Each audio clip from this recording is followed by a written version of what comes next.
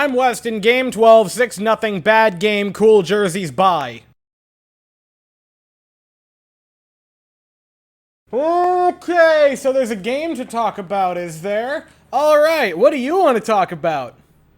What's that? There's nothing? Okay, yeah, why? One night after I rush to the defense of the Houston Astros and say, hey guys, we need to calm down, let's not judge them, they lovingly chime in and say, oh, what's that? You're not gonna judge us till game 30?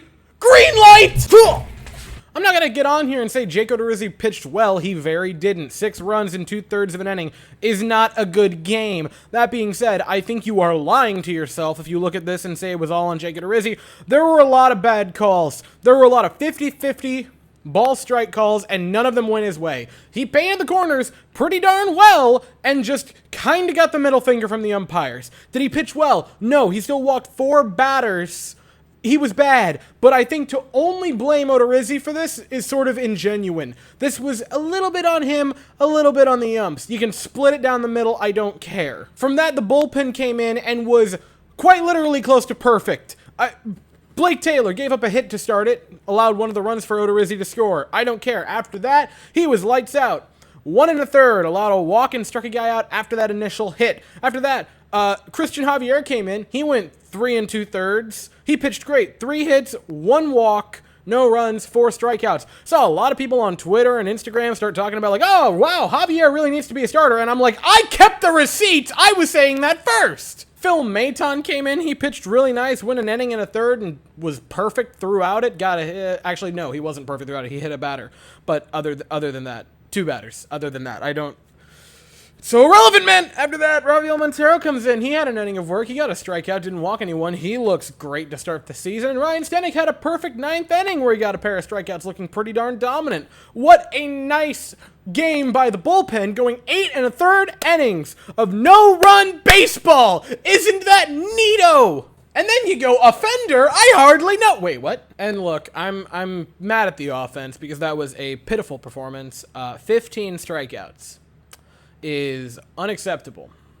And 1 walk to pair with it, 1 hit. You had 2 base runners all night. They came back-to-back, and then I believe one of them got eliminated immediately afterwards. It was embarrassingly bad for the Astros. But boy, oh boy, you really got to give Shohei Ohtani his flowers. I mean, he was just magnificent tonight.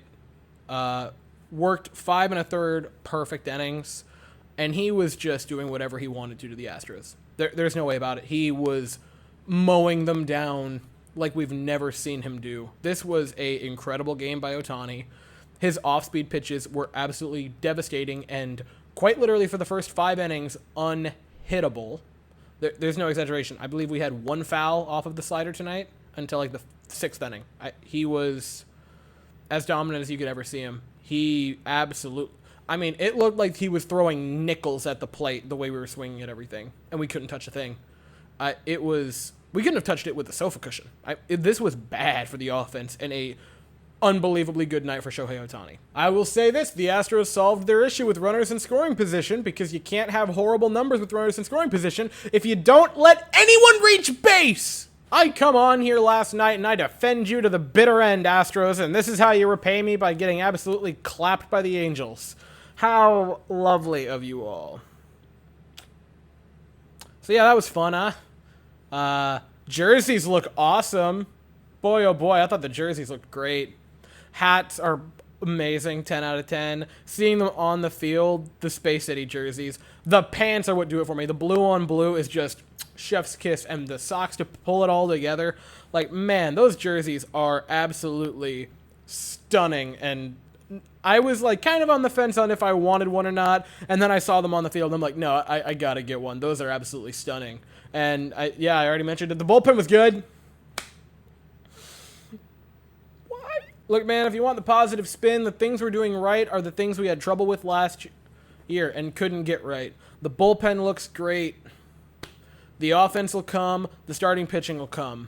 You have to believe it. The bullpen looks great, and that was the biggest question mark.